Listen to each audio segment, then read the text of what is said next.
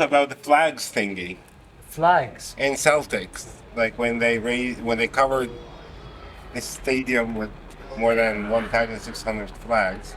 And then this is the thing that in my mind next week, because the flag of Palestine was all over the World Cup, Yeah. and nobody was fined.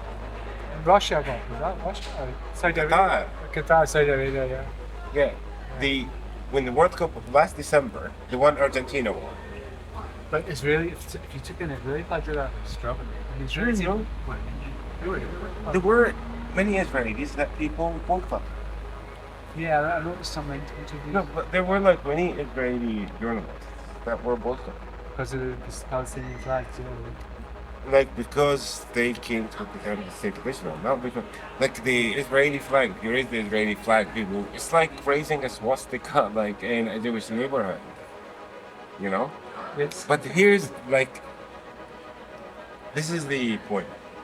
Why are we accepting imposing the fine on Celtics, but we are not imposing the same fine on Qatar for Why is doing that? the exact same Why thing? is that? So instead of, Why do you think it is? because it's normal to have a Palestinian flag. No, but why? It's normal Why are they not allowing Celtic to fly the flag?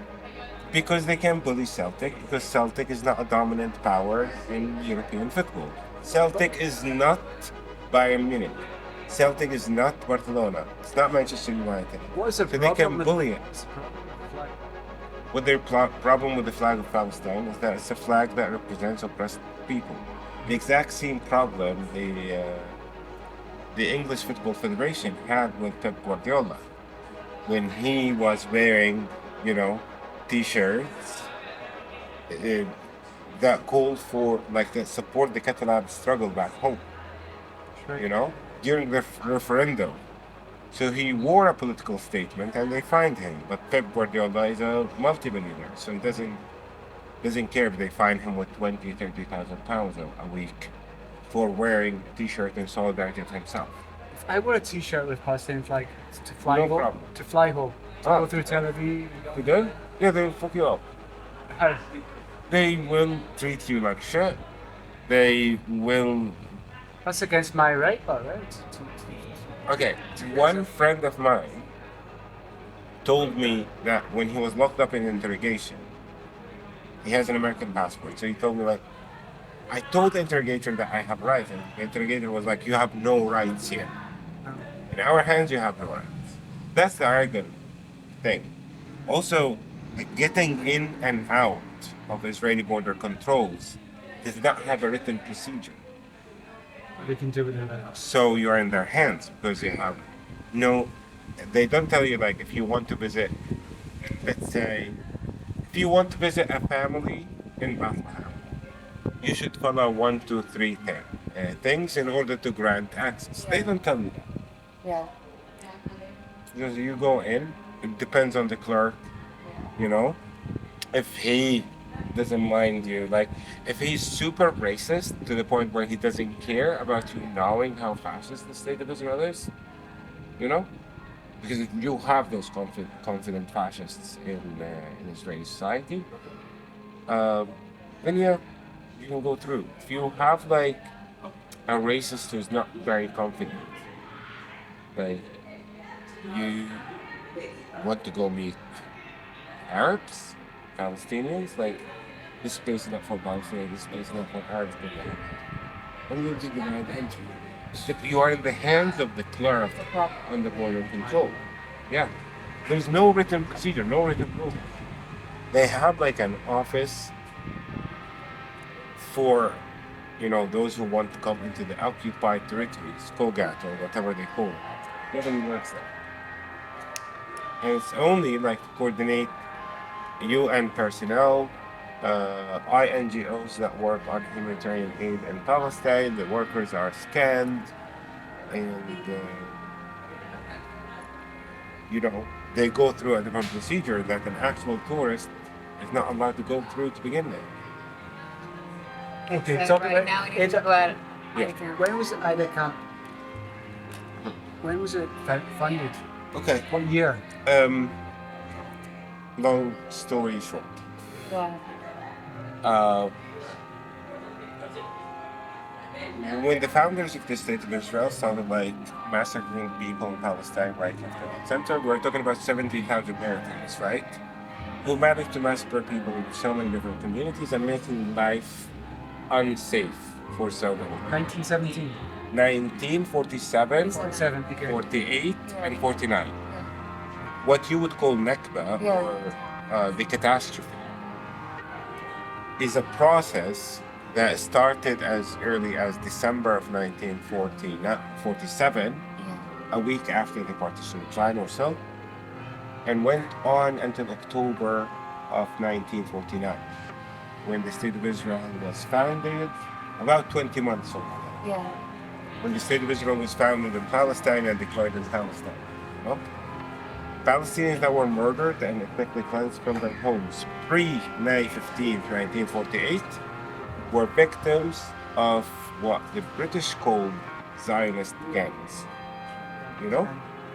Those Zionist gangs became the Israeli Defense Force in May 16, 19. IDF. They're still today. The exact same people Yeah. that you would call Zionist gangs Yeah. on May 13, you called the IDF in May 16. The same people. So those people like carried out different, continued with the process of ethnic cleansing. No. Now, you have residents of 531, 532 communities that were expelled. You know? So The largest communities all around. cities, towns, and villages. Pre-1940, pre-May 15, the focus was mostly on the cities because that's where the majority of the population lives usually in any society. The majority of the people live in the city, Yeah. right? With the depopulation of the main cities like Jaffa, Safed, Asqalan, Haifa, with the depopulation of all those cities, you know, you had a minority of people staying where? In the villages. So the villages are a higher in number than the cities, once again, just like in any other society. So you had those people being expelled, continued to be homeless until 1950. In 1950, the UN established what they call the United Nations Relief and Works Agency for Palestinian Refugees in the Near East, shortly known as UNRWA, UNRWA. When UNRWA started operating, you know, they had to deal with the remainings of the survivors of the ethnic cleansing of Palestine. For now, we are talking about 1950. Right. People were homeless, kicked out of their homes. Is there any kind of 47? sorry to interrupt. Sorry? Is there any burial place or memorial or is there any figures of how many? No, There's no figures. There's no burial place. man. When you What happened to murder, the bodies? when you murder brown people, you know, you put them in estimations. Estimations. Yes. Estimations. And So the there are bodies? estimations. What? There are like several there are several places where residents were massacred and they were dumped in one like. They're digging up in Big- Franco. In Mallorca, they're digging up as we speak. We have many of those things around. Like Or under Egypt. Tel Aviv, like there are few mass graves. In Tantura, there's a mass grave that is covered completely with a Yeah. parking lot. You know? Oh, no. But the estimation is more than 15,000 people were murdered during the process of ethnic cleansing in Palestine. So the people who are not also counted are people who died because of homelessness, like thousands upon thousands of people, children, babies, like, you know, people with avoidable sicknesses, people who got bitten by scorpions, snakes, and so on. You don't count those people, Yeah. you know? But like victims of homelessness Yeah. is something we don't really do. Now, not one Palestinian, a resource or a person, can give you the exact same number, the exact number of how many Palestinians were murdered from December 1947 until today. You have estimations because brown people are estimations. Also, we don't know because we can't keep up. We don't know. We can. It's like asking a Palestinian, like, how many Palestinians were murdered by Israeli criminals or by Israeli soldiers or Israeli, like whatever label you want to give those criminals. How many Palestinians were murdered? We don't know. When you ask a Palestinian how many Palestinians were murdered until today, it's like asking somebody whose house is on fire, what did you do? How much of your house is burnt? Like, you need the fire to come to an end to start calculating your losses. We don't know because still has not come to an end. That's why it says ongoing now. I know it's not. It's an ongoing We're crime. not keeping score, but it's probably 10,000 for every one Israeli. There are weird estimations that no, for Every one for Israeli. one Israeli you're talking about 100. That's kind of 100, like okay, a fine. military norm. I know that's You stupid. know? That's a stupid Now, thing. I was told that by certain people who are insiders to the Israeli army, and like got out of the Israeli army because they recognized it was, it was a bunch of criminals. It was a regime, or it is a system, or a bureaucracy of criminals. So yeah, there's like it's a given. For every Israeli person, we murder 100 Palestinians. So then what happened after 1950 after that? Now, you have the atrocities and the criminal behavior that was carried out by the founders of the State of Israel and went on until 1948. The result of that, thousands upon thousands of families that ended up being homeless, broken down. Their homes were no longer safe for them to go back to because the State of Israel threatened the life of every Palestinian who wanted to come back home. Like they founded the State of Israel passed a law that's called the Prevention of Infiltration Law. So let's say your family were expelled from Jaffa in April 1948. The war ended in October 1949. If you dared to go back to Jaffa in November 1949, you would be arrested and treated as an infiltrator. So in Israeli legal system, a Palestinian in Palestine or in a certain part of Palestine can be an infiltrator. And it's a criminal law that continues to operate until today. مرحبا. What? كيف What is happening? أنا من فوق. What is What's happened there? Yes. So where are we gonna go? Okay, sorry. Yes. I'll see you later. See you later. Bye. So we know where I'm standing. Yeah. So, From Barcelona. nice. I don't know, there's a lot of Catalan people. Sorry, the frame is. No, it's okay. Barcelona. So- I don't know, but yeah, it was fun. So that's kind of the reality that the UN had to deal with. Around that time, also, when it comes to refugees and International Refugees Convention, it was like clear that Palestinian refugees are in masses. So, like, you had to do something specific for those masses of homeless people. So, UNRWA was established. First thing UNRWA did was identify where those who could not sort themselves out with a shelter, are located. Where are they? They found that the majority of us in Jordan, Lebanon, Syria, a territory that was later on called the West Bank. Water, near water, right? The West Bank is Jordanian term because, like, the truce of 1949 is the three states solution. So, Palestine, 78% of Palestine was ruled by the Israeli government. 18% of Palestine was ruled by Jordan. Jordan called that territory the West Bank of River Jordan. Yeah, Oh, that makes sense, right? Gaza. First time ever. Yeah. Okay. And you're Gaza was friendly with called Jordan. the- You're friendly with Jordan. Or Jordan's with the Jordan is the host of the largest number of Palestinians outside of Palestine. You know? Um, Sorry, but the strip is called after the city of Gaza. The city of Gaza is a 5,000 years old city. It's not established in 1949. So that territory was called the Gaza Strip. It's a strip of refugees because the founders of the State of Israel squeezed residents from 240 Palestinian communities into that small piece of land.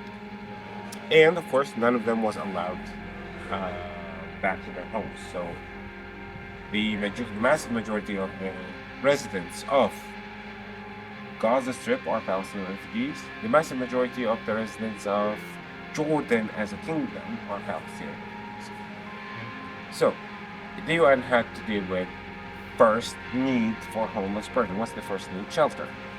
So they rented public spaces in the region, in Jordan, Lebanon, Syria, the West Bank and Gaza. They rented public spaces in order to establish the refugees camps. So they set up tents, and families who could not sort themselves out until May 1950. Those who could not sort themselves out with a shelter were given that option as a shelter. So Aida is one of those 62 refugees camps. Yeah, we have around 20 official camps in the occupied West Bank. yeah. And then the others are in Gaza, Jordan, Lebanon, and Syria. So 52. So, 62. Okay. Yeah. I'm not sure if there are still 62 because you're talking about Tel Zatar that is completely wiped out. You're talking about, Palestinian refugees because they are vulnerable people. Like, they were murdered by a lot of people. Palestinian refugee camps are always attacked by, in the messes, like, what is the take of the Palestinians when it comes to the dictatorship in Syria and ISIS? Palestinians have no take in that conflict, right? The Yarmouk refugees camp, the largest refugees camp for Palestinians in Syria, had 132,000 Palestinians living in that camp by the year 2012. Today we're talking about less than 4,000. People were massacred, kicked out of a refugees camp. So it's and then the day, like, we have those spots of land where Palestinian refugees families who could not afford a shelter, ended up staying there. The result is that nearly 27% of all Palestinian refugees ended up in refugees camps. Because if you could afford something as small as a cave, you would have stayed in that cave. You ending up in a refugees camp means you could not even afford a cave because you were robbed of everything. So Aida is one of those places. The land on which Aida was established is about 0.72 of a square kilometer. It's around 18 acres of land. Families in Aida, between families and individuals, you are talking about people who were expelled from 27. So 27% of all Palestinian refugees live in camps. The families and residents of Aida refugees camp, the refugees who live there, were expelled from 27 communities. The farthest of those communities is more like 40 minutes to drive away. So here you're not talking about an Irish person escaping British persecution and escaping back to your house, So Palestinians, refugees families stayed in that spot. And they were provided with UNRWA food. is set up as a humanitarian agency for refugees, for Palestinian refugees in the Middle East. So humanitarian aid, according to the UN at the time, included shelter, food supplies, sanitation, medication, and education. And those are the same kind of services that also provided by UNHCR. the United Nations High Commission on Refugees. Those services have been shifted steadily from the shoulder of the UN upon the shoulder of the refugees themselves. So when it comes to shelter, for example, I don't know what setup that is. A few winters later, it's like, those people need like concrete rooms because, the UN is submissive to the criminal behavior of the state of Israel when it comes to allowing those refugees back. So Israel doesn't want to allow those people to go back home. So let's just keep them there. We can provide them with concrete boxes.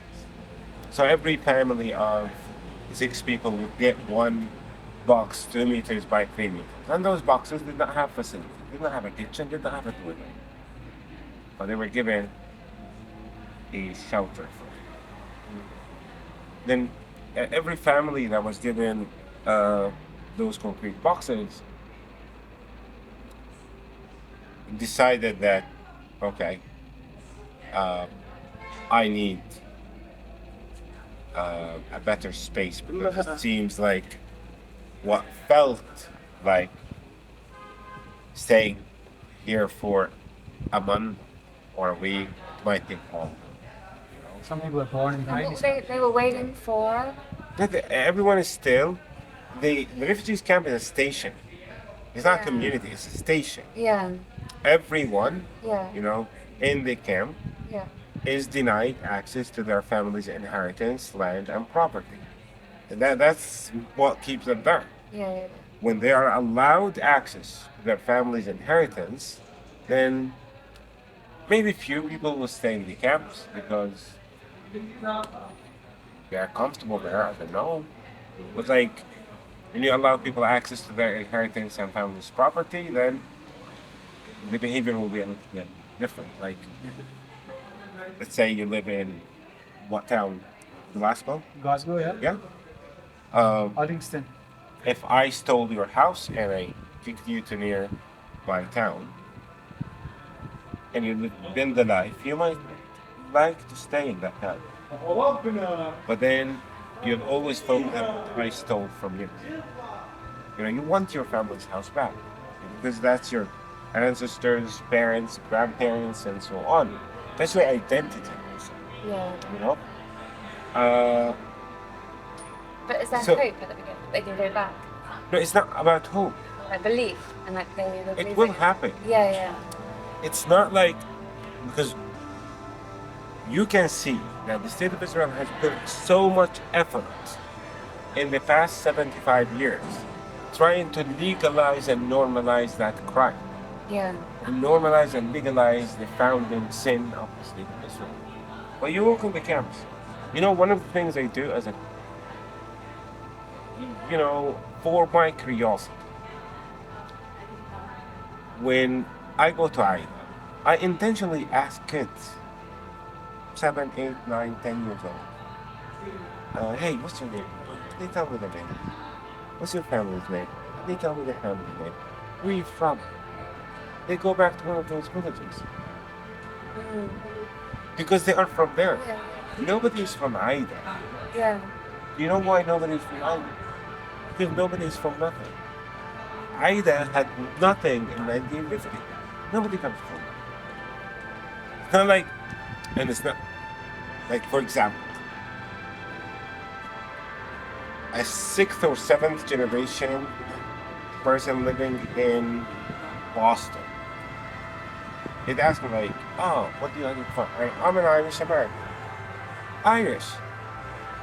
Like, you've never Yeah. been there. You have no idea about it. Right? But when an Irish person in America does it, it's cute. When an Italian does it, it's cute. Mhm. I met a person in Brazil who told me about 8 generations ago. The community, the region of Italy that his family took off from, they ended up in Brazil. How did you know that community? He has a family name. That family comes from that place. And it's cute when an Italian does it. And it's very cute when a Palestinian does it. It's not only cute, social talented.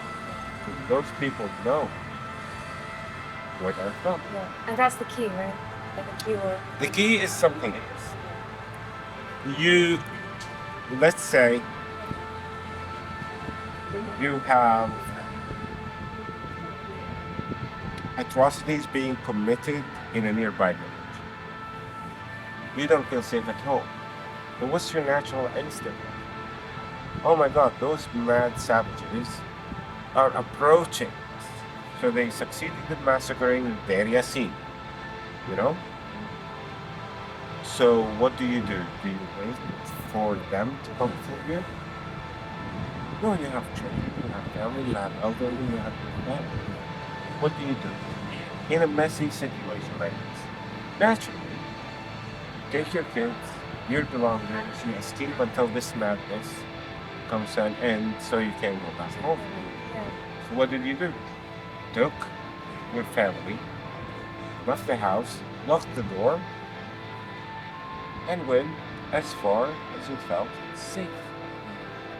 In that situation, Bethlehem seemed for some reason safer than Ramallah. So in the case of either of these camels, people escaped to Bethlehem. Until the madness is over. The fact that they are still in Aida means the madness is not over. You know?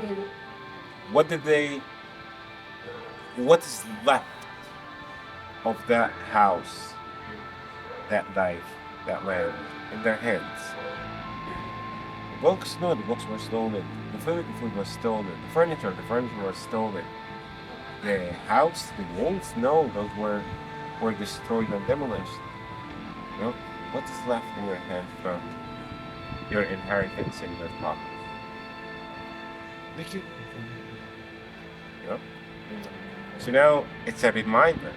It's not symbolic. The key is not symbolic. Yeah. It's just a reminder. Yeah. Right? Like if you are denied, safety of access to your house back in Glasgow, what's left of all your belongings now? Just the key. Not even the key in your case, because it's in your car, no? But this key idea, is it an artist that made the sculpture? Or did it come from before a book? Or? Now, Palestinian families have always showed their keys, Like, this is the key to my house when I last time used it in March 1948.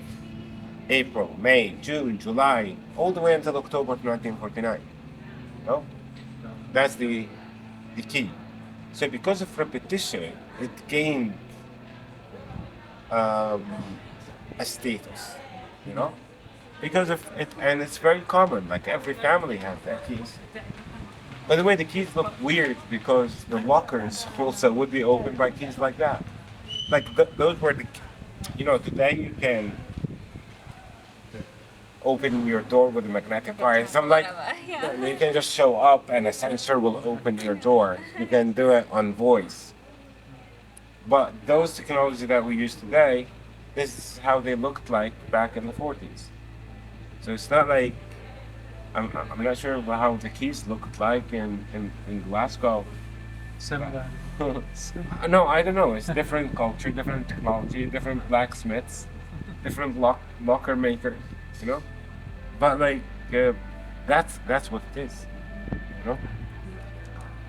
So year in, year out, in either refugee camp, as well as all refugee camps in the occupied West Bank, you are ruled by a regime that has a truce with the state of Israel.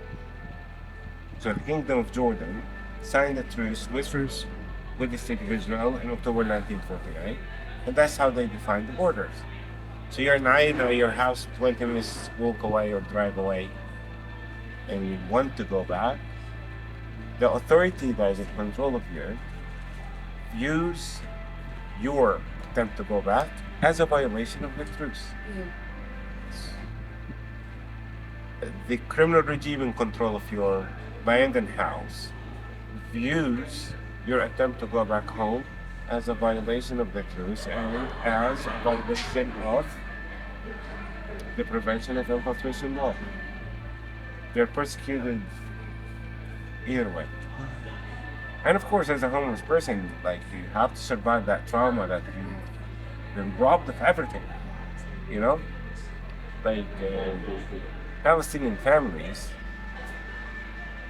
You know, usually like you inherit something from your parents. You know, to pass it to your children, who will pass it to your grandchildren, and so on and so forth.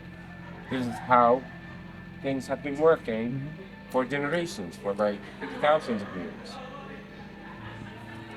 Now you're robbed of everything. The shame you have to survive is that you could not maintain what your parents and grandparents passed on to you. You have nothing passed on to your children. You know, you're robbed of everything. So many people did not submit to that. They wanted to fight that. They wanted to correct things. You know, but of course they were never allowed. The great thing that happened is like when the state of Israel followed you into the West Bank. You know, many people from that generation, 1967, thought of the logical one, which is before I'm ruled by an authority that is different from the authority that is in control of my family's home. You know? So I live under Jordanian rule, my family property is under Israeli rule. After 1967, I'm ruled by the Israeli authority. My family's house is ruled by the Israeli authority. Finally, I can go back. All those who try to go back were told by the Israeli authority that you have no home here. That it's not yours. Get the hell out of here or we'll kill you. You know? Or we're treated once again as infiltrators. The crap happens on daily days. Like if you find a person from Bethlehem in Jerusalem without Israeli military permit, then that Palestinian will be treated as an infiltrator. So in Israeli mentality and practice, an infiltrator is a Palestinian in Palestine. That's it. Like we are treated as infiltrators if we try to go into certain places where the Israeli authorities do not allow us to go. Now, Aida refugee camp, like any of the other refugee camps, is filled with refugees' families who are robbed of everything and are ruled by the authority that robbed them of everything. Like the state of Israel robbed you of everything, and the state of Israel is in control of you. And the state of Israel is maintaining your status as a refugee who was robbed of everything. It's like, naturally, that will turn Palestinian refugees camps into hubs of rejecting Israeli control. Rejecting Israeli control is motivated precisely by being robbed of everything. Not like all this crap, like Palestinians hate Israelis because they're Jewish. Like I wish they were. A person who upholds Abrahamic faith should know better. Yeah, exactly. I wish so. You know? Yeah. But, anyways, what does Israel do when you reject their control as a Palestinian? They murder you, they persecute you, they punish you, they show you their mighty power. You know? Why? Because they want to force you into complete submission. Aida refugee camp is one of those places where people actually, reject Israel's control, not from today, from 1950, Why? Because it's a relation between a robber and a victim of robbery. It's not like the state of Israel does what a decent thief does. I steal your stuff and go hide away. I steal your stuff and put it in your face. And if you dare to touch it, I'll kill you. This is why they reject the UN as well, right? No, the state of Israel rejects anybody that criticizes its criminal behavior. But the UN is with the state of Israel, right? No, Somehow. And the people in the camp. the UN, the UN have has issued like countless number. Like I can no longer, keep up with UN resolutions that have called out Israeli criminal behavior from 1948 up until today. You wish it was nothing. Nothing. I wish the UN does nothing. I wish international community is doing nothing. Because doing nothing means nothing. You don't brainwash your public into believing that a criminal is the only democracy in the Middle East. If you do nothing, it doesn't mean you have, diplomatic relations with the Israeli oppressor and humanitarian aid for the victims. This is The problem with charity, it only benefits the person given the money. It doesn't really benefit. That's exactly. The money doesn't go to the people, really. It always gets Even lost if- somewhere. Even if the money gets to the people, and what the UN does. What? It's not. No, the UN and every country that has diplomatic relations with the state of Israel, they do something really disgusting. Actually, worse than, if the British government supports the state of Israel to maintain persecution of the Palestinians Which it does. and support the state of Israel publicly. Like, why does you ask the British Prime Minister, Rishi Sunak, why do you support the state of Israel? Because they keep destroying the lives of Palestinians and continue to oppress Palestinians. That's why we support them. If he said that, that's disgusting, right? But he does something worse. He support the state of Israel despite of its persecution of the Palestinian people. Hello. It's more like this.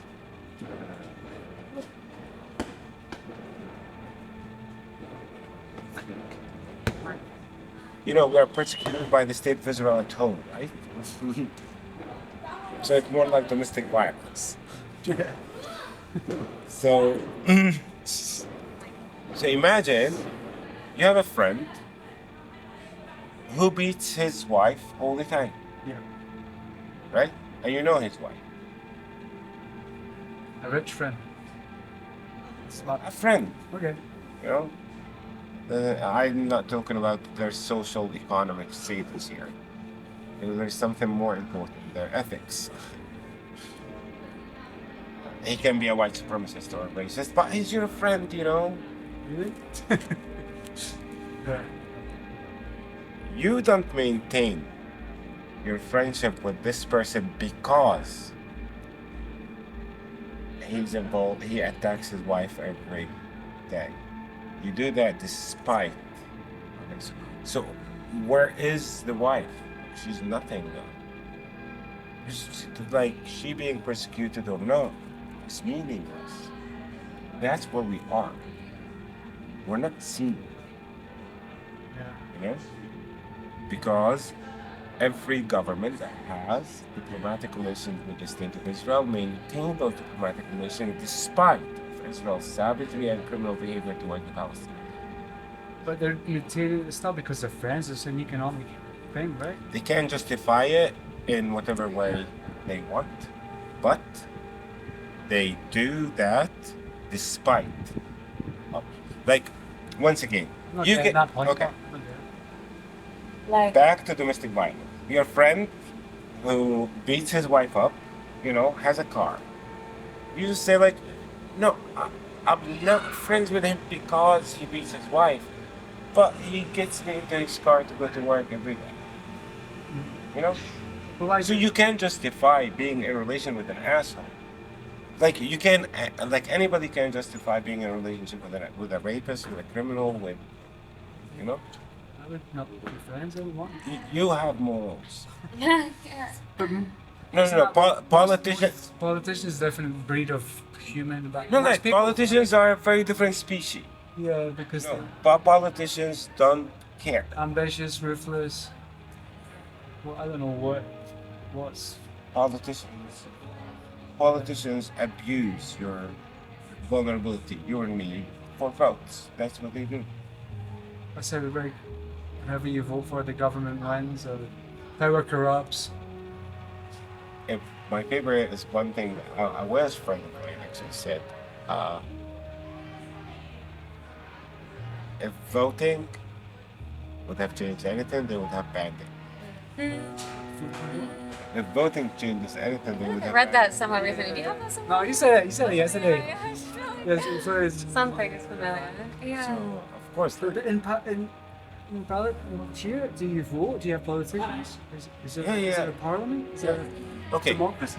Palestinian survivors of the ethnic cleansing of Palestine, like those who were never expelled outside the territory that was called Israel. Like 78% of Palestine is recognized as the state of Israel. So Palestinians who were expelled within that area are Palestinians who survived the ethnic cleansing of Palestine. Okay? They were And the ruled- countryside people? Or, the residents of the city of Nazareth, few people here, few people there. Also, the countryside was completely depopulated. I think there was 110 communities that, remained, and 500 plus communities were completely cleansed of their populations. Like the families were forced out of those communities. So those survivors were subject to Israeli military rule until 1966. In 1966, Israel replaced this military rule with a discriminatory civil war. I think around that time, the civil rights movement in the United States was about to succeed in eliminating Jim Crow laws. Israel invented them. So they just So Jim Crow law is history in America. Now it's the regime we can, or the rule we can apply on Palestinian survivors and the cleansing of Palestine. They're called Israeli Arabs. Those Palestinians are allowed to vote in Israeli elections. Yeah. So it's so-called Israeli Arabs participate in Israel. Are allowed to participate in Israeli elections. less than Why? 100,000 people? Less than 20% of the voting power. The state of Israel is not ruled by the will of the people. It doesn't matter if they vote or don't vote.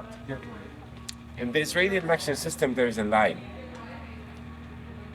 It's a very comprehensive law, election law, like you can read it, and if you skip that line, it looks beautiful. It looks better than the election law of Switzerland. No way. Yeah. This is a good one. This was one. Yeah, the Israeli election law. Man, Israel's racism sometimes is the law is racist. It's like the even in ballot. language. The person who embarrassed picked by ballot. It's what's you have a ballot of the community. Referendums, everything. That's how they pass laws. Yeah. Referendums. But in here, there is an Israeli election system. No party is allowed to run for elections that they negate, not challenge or try to remove or eliminate. Negate the Zionist Jewish identity of the region. No party. So a Palestinian is allowed to vote for a party that is submissive to the Zionist Jewish identity of the region. You as a non-Jewish person, you as a non-Zionist, because many Jews are not Zionists, and you want to go for elections to vote for a representative of you. If 100% of Jewish Israelis wake up one day and it's like, oh my God, we've been super fascist and criminal and savage towards indigenous Palestinians. We need to vote for the right to equality, justice, reparation, and so on and so forth. They will not have a party to vote for. the state of Israel is not ruled by the will of the people. It's ruled by an ideology. It's just like any savage regime that upholds a fascist ideology. And what is the Palestinian Authority? Second kind of elections, more like elections under Israeli, occupation. So Palestinians do have elections, municipal elections, elections for the Palestinian Authority. We have a president. You have a mayor, things like that? Yeah, we do. Beit Sahur has a mayor and some school council. Yeah, people vote. You have student councils in university. Yeah, it's okay. You vote? No. Because, what's the point of voting in prison if the outcome of the voting is not going to get you out of prison? What's the point of voting under Israeli occupation? Keep you occupied. It's thank you. Keep you occupied in a different way. But also to give you the impression that Palestinian Authority is corrupt because they did not call for elections. Man, the state of Israel locked up something like 52 elected members of the parliament. They arrested them and locked them up in prison. We have elected members of the parliament who are serving sentences, 2 life sentences, 5 life sentences, blah, blah, blah, blah, blah, blah, Israeli jails. This whole thing about voting under occupation is just a smoke screen. Yeah, smoke screen. And there's a lot of smoke screen around. It's a lot of whitewashing Man. around the We have a Palestinian flag. You can raise in certain areas in the occupied West Bank, but you're not allowed to raise in certain areas in the occupied. Go to Hebron. The second oldest mosque in Hebron is covered with Israeli flags. It's the mosque is 1,300 years older than the state of Israel. So they claim it by sticking a flag flags on it. Just like British colonialism. Britain claimed the world by putting flags here and flags there, and the United States claimed the moon. There's an American flag on the moon, so it's American too. So what about Wait, I just have one question about Ida. Go back to Ida. So if someone had grown up in Ida, was born in Ida, and grew up their whole life there, and they were okay, it's 1920, they can't leave, or they can leave. We have people from Aida who are in Alaska. Yeah, they can leave. You can go as far as you want on the planet. Okay. You're not allowed to go back home. Oh, that's the key thing. Yeah. Okay. As long as you're at home, you are Israel's problem. When you're kicked out of home, you're no longer Israel's problem. So you can go wherever you want. But we are a large number of people. We are more than 8 million refugees around the planet. Yeah. Some of us are recognized as refugees, some of us are not recognized as refugees. Those Palestinian refugees who are outside Jordan, Lebanon, Syria, the West Bank, and Gaza are not even considered refugees. Those people who escaped as far as they could afford. When you're in any situation of crisis, you escape as far as you can afford. If all you can afford is a couple of hills away, then that's where you stay. If you could afford going to Santiago de Chile, I find you there. There's more than 500,000 Palestinians throughout the United States. There are thousands upon thousands of Palestinians in the UK.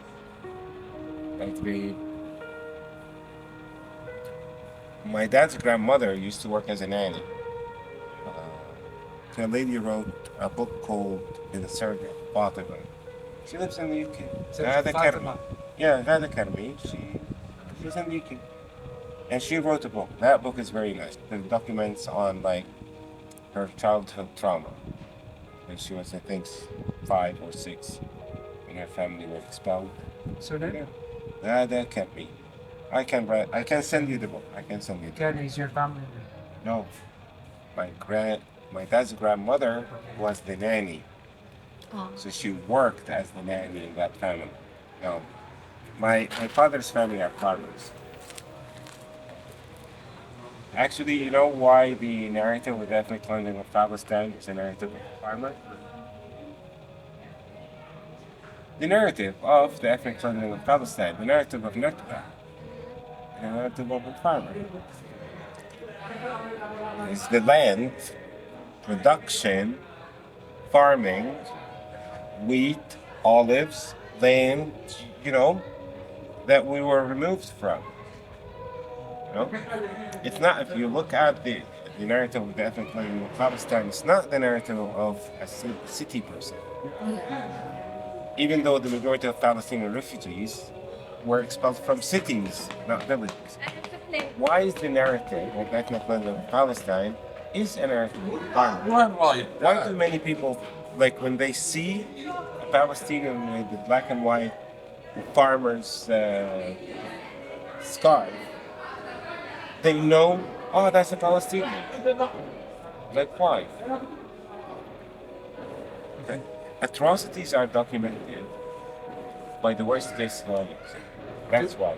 Can you just tell us about the football team started? Yes. And that's it. This is where we're going to focus on this Aida Celtic. Okay. It's really helpful, everything. The Green Brigade. This is what I know about. Yeah, which is About. Okay, a few years ago, Celtic team was forced to play an Israeli team in the UEFA Cup, not the Champions League. No, I think it was from Beersheba. okay. Yeah, no, go ahead. Okay, Like, some Beersheba. other team in Beersheba. Yellow and black, maybe. I don't know. Who cares? So, a friend of a friend, he lives in Glasgow, and together with like activists, colleagues, and so on, they knew about it, like long time ago, and they decided like, okay, we cannot stop the game because fascist teams are about to play in Europe anyways, so we can't stop it. Israel is protected, even though like Israel is not in Europe. Israel is in Asia, but because it's a European invention, you know. So the cultural extension of Israel is Europe. You know, what's the typical image of an Israeli? European with a white man with a tan. That's the modern Jew. You know. So, anyways, we can't. So what to do? Let's give fans like flags in Palestine. So they got more than 1,600 flags and gave them to different fans in the stadium. So the stadium was covered with Palestinian flags. Really beautiful, you know. It gave us a message of recognition, you know. Like, it's not we are being persecuted and murdered in the dark. Oh, some people know that we're being oppressed, destroyed, and murdered. Finally, we're being killed with recognition, you know? Like, yeah. So, the activist is from Aida. The activist who did that, he's from. So it's basically how did he get the flags just out of here to there? They mailed them in a box. I have no idea. Yeah, it's been You know, all flags are printed in China, you know that? yeah. China, like, you know, you everything. can. Maybe they made them because you have a lot of tailors in Scotland, but I think it's cheaper to import them. Yeah, the story is they got sent over, right? Yeah, and it was just like it wasn't the whole stadium because It was just one it was corner. like It was very corner, big. the whole corner, everybody. I think it was about 20,000 people Yeah. in a stadium of 16, and it was shown on international news, Russian news. So yeah. all the news stations picked it up. This was the thing. So Celtic nailed that Israeli team that day. You know, I think they scored half a dozen, like 6 goals or something Okay. like that. So it was like Come a close, double. come close. So it was more like a double defeat. Right. Now, Celtic was taken to the UEFA court, whatever, and those bureaucrats instead of like shutting up, No, they had to make an example, right? they had to terrorize all other teams. How do we do that? Oh, we enforce like a big fine, more than 90,000 euros. 120, something like that. It's a lot. And Nothing then, for the okay, team. Nothing and for then, the team. and then there was no submission. In fact, what did the fans do? And that's where like it was really beautiful. There was a call on a campaign about like let's smash the fine for Palestine. Yeah. You know? And they surpassed the fine. They doubled it. Because- They doubled. Because people know what they're standing for, you know? And like, yes, if the UEFA has tolerance to fascism and racism, we as fans should reject fascism and racism. Instead of UEFA like coming to its senses and say like, we need to stop tolerating, you know, racist regimes and so on. Like what they did with Russia, for example. You know? Because once again, for UEFA, Palestinians are brown people. Nobody cares about brown people. Yeah. So Britain and America were destroying the hell out of Afghanistan and Iran, and England, Scotland, Wales will continue to play UEFA.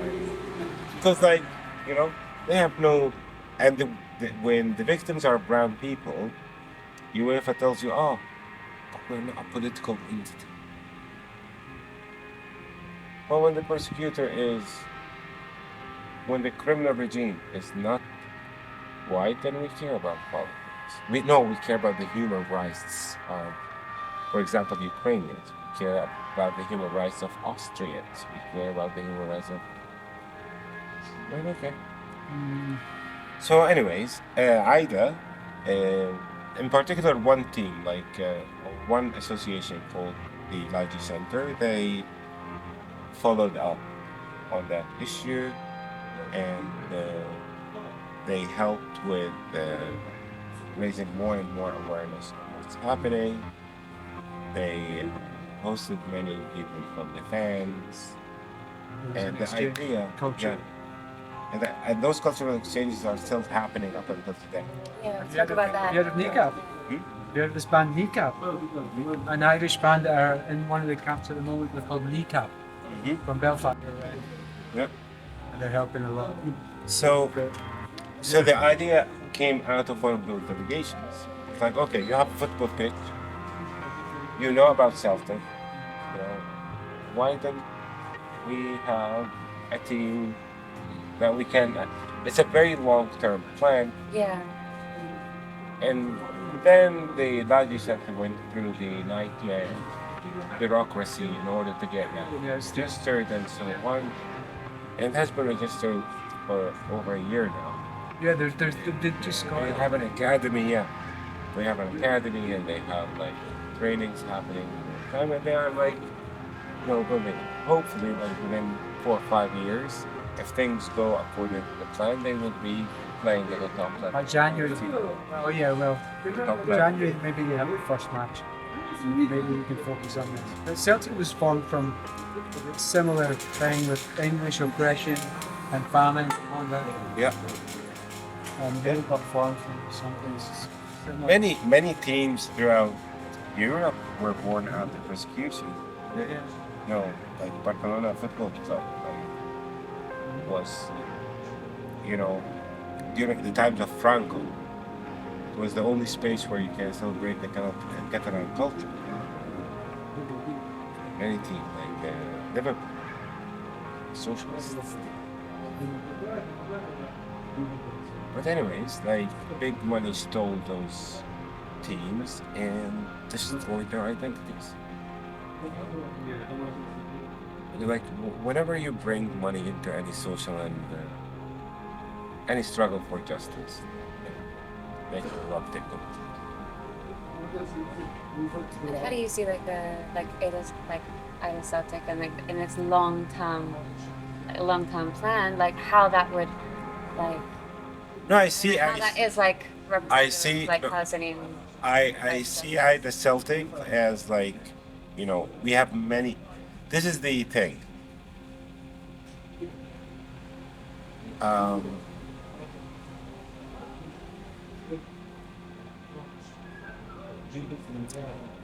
Palestinian refugees camps are full of human resources that are concentrated in one small place. Yeah. It's full of talents, Yeah. and those talents are hungry for achievement. Yeah. Some of our best authors, our best musicians, our best poets, our best footballers, sports people, you know, they, you know, they came out of those places. Like you rarely find like a famous or a well-known Palestinian who's not a refugee, you know. So where do I see it? Like also most of the teams that win titles in Palestinian competitions and so on, uh, they are training on their own refugee camps. Okay? Because of Israel's domination over the land, they prevent any freedom of access between Gaza and the West Bank. So Gaza used to have its own league, the West Bank will have its own league. The winners play on one like round to see the top, even though we should be working, we should be in one league rather than two leagues. But usually any team that wins the league in Gaza, they win the total, they win the let's say the finals. Because when you're talking about human resources, you're talking about a lot of talents who strive for the opportunity and work harder. And this is where the best footballers we know about, they don't come from a middle class background. All football idols I know about. Cristiano Ronaldo is an exception. But all the rest, like Ronaldinho, Messi, all those people, Maradona, they come from working class, from poverty.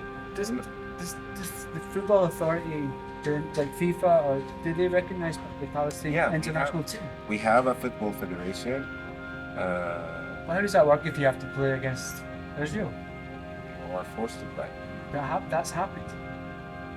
I'm not sure. The football federation doesn't mind friendly matches, because at the end of the day, we have a Palestinian authority that operates under the domination of the state of Israel. So it's not like they have the privilege of boycotting. If you boycott Israel, they will just lock you up in your room. A few years back, the FIFA had its General Assembly in Mexico, and the Palestinian delegation found out that there are 6 Israeli football teams that are registered in Israeli settlements in the occupied West Bank. You are not even talking about, giving a room for the racist regime of the state of Israel. Here we're talking about even within a place where it's illegitimate under international law to have colonies and occupied territories. FIFA decided that this issue needs further investigation, and they got a South Africa, the symbolism of South Africa and apartheid, to do the investigation.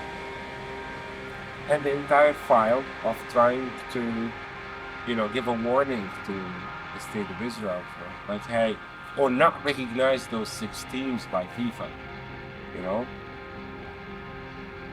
nothing. They just postponed it, and the head of the Palestinian Football Federation was what can I do? We did the best we can, and FIFA said they would investigate it. Why does the international community do this? Why does the international community say, Not help, not say enough is enough. Stop. why should they? Well, like, give me a reason why a racist regime would find, and a criminal regime would justify holding Israel responsible. Why? What? Well, like, what? Why? For the goodwill. Do you think of a reason? Come on. Okay. If you asked the same question in the mid of the 70s, why does the international community has tolerance to South Africa? Why? Because they have like benefits and they don't care about black people. Period.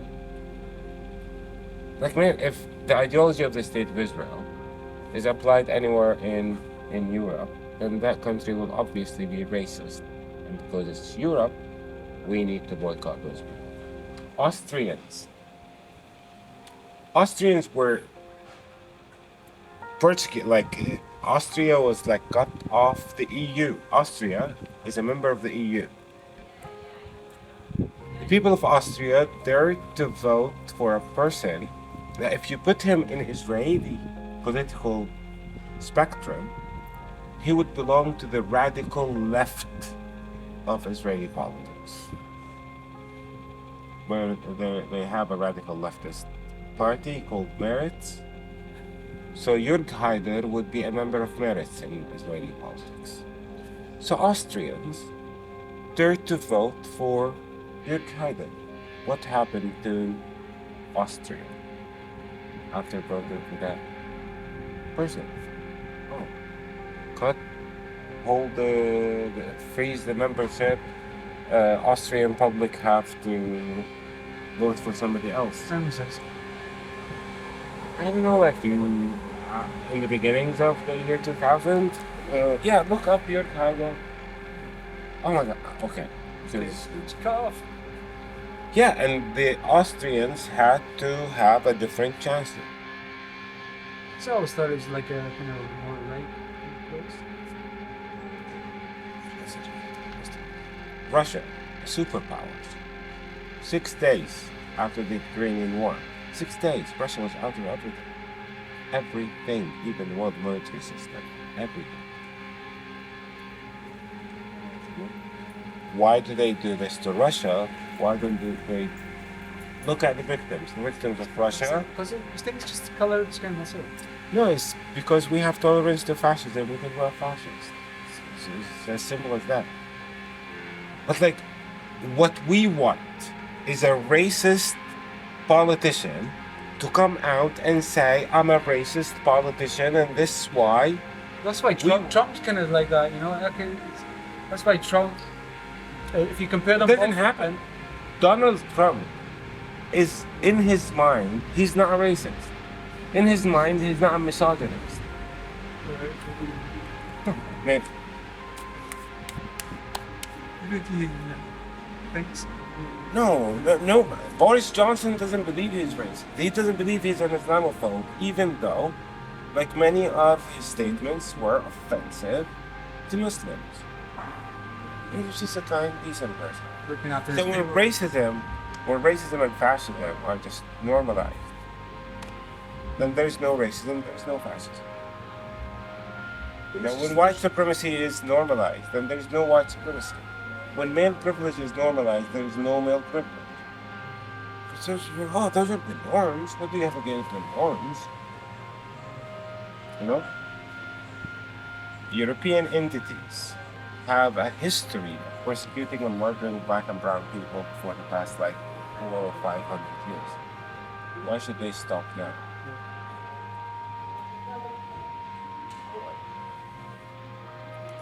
So the question is not like, why do they support the state of Israel? I mean, why should they stop supporting Israel's fascism? That's the question. Why should they stop? Ethics? No, dear. Those ethics are made by the white man to protect the white man from the white man. We have no room. Like this is why like you have one country that violates international law once and they are punished, and you have one country that violates international law 4, 5, 10, 20, 30 times. Nothing happens. If an African country does the exact same thing as the United States of America, then the African country will be completely destroyed. So before we stop, Tell me. how do we get the Israeli ambassador out? Whatever you want to call it, government. Just shut down the door. Just shut down the door, expel the. It's very simple. It's a logistic thing. Now, Physically remove the person. Yeah. okay. So here's how it was done when it came to apartheid South Africa and the United States. In November 1984, after when people had to believe that it is possible. You know, like news organization. Why? Because apartheid South Africa is backed up completely and unconditionally by the Reagan administration. So what we are going to do is going to be considered illegal. So we have to organize ourselves to conduct protests for as long as it takes.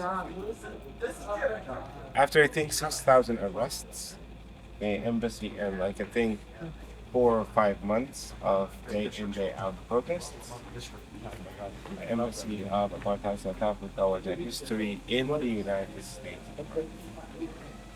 So it's just physical presence of people. Physical presence on the road where you're not allowed to be, which is not like you're going to have a protest with state approval. No, you need to be. No, because the state will not allow you, and also you need to be in thousands, because when the police comes, they come in hundreds. You need to volunteer people to go and get arrested for the police, and that number has to be equivalent of the number of the police officers. Do you have like 100 police officers that come to stop that protest? You know, you just send 100 people. You start from, as it was carried out in the United States, start from the high-profile people. You get Jeremy Corbyn because he's the highest profile person we have when it comes to the struggle for justice in the United States. And Bernie Sanders. No, Bernie Sanders will not do that. Bernie Sanders is a self-identified Zionist. Oh, really? Yeah, but you know why Bernie Sanders is viewed as like this champion of Palestinians' rights? He's not. Okay. We need to treat Palestinians with respect. And then he was completely brutalized. Yeah, he's This torn apart self-hating. by the media. That's why Jeremy Corbyn as well. Jeremy Corbyn asked for rights. The Palestinian people have rights. You know? Yeah, he's a Jew hater. Imagine that. Here you're not only dealing with political system, also here you're dealing with like a legacy of propaganda and a legacy of political influence. The guy from Pink Floyd as well gets a lot of shit. For speaking All the some time, Roger truth. Waters. Oh my God. He doesn't say anything that radical, really. He just kind of gives the truth a little bit.